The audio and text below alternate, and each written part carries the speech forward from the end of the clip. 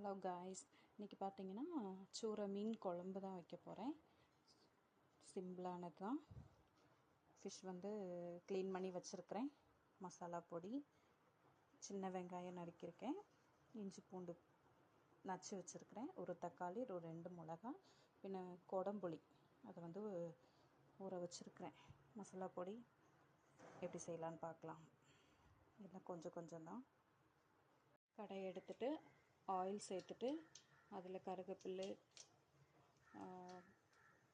ஜீரகம் எல்லாம் சேர்த்தாச்சு. கடுகு, அது கூடயே மீன் சேர்த்துக்கலாம்.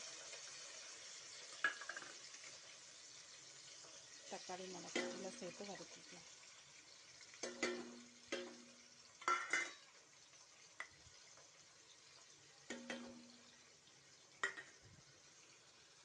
இஞ்சி பூண்டு சேர்த்தாச்சு.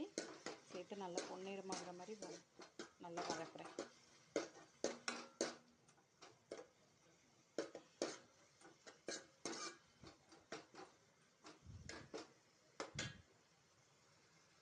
எல்லாம் வதங்கினோன்னே மசாலா பொடி எல்லாமே இதில் சேர்த்துட்டேன்.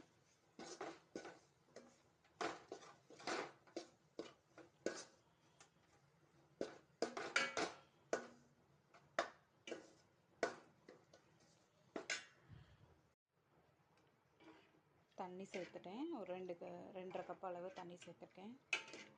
அது கூட அந்த கொடம்புளி ஊற வச்ச தண்ணியவும் அப்படியே இதுக்குள்ளே சேர்த்துட்டேன், கொடம்புளியோட. ஏன்னா அது அவ்வளோ புளிப்பு இருக்காது, லைட்டாக தான் புளிப்பு இருக்கும். கொஞ்சம் லைட்டாக கொதித்து வந்தோடனே இந்த மீன் அப்படியே போட்டுற வேண்டியது. கொதிச்சிருச்சு. இந்த மீனையும் இதில் சேர்த்துட்டேன். நல்லா கொஞ்சம் வேகட்டும். ஒரு 10 நிமிஷம் நல்லா கொதிக்கட்டும்.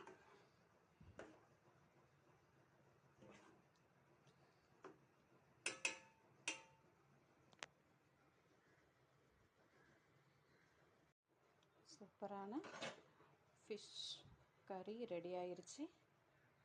சூரை மீன் கறி.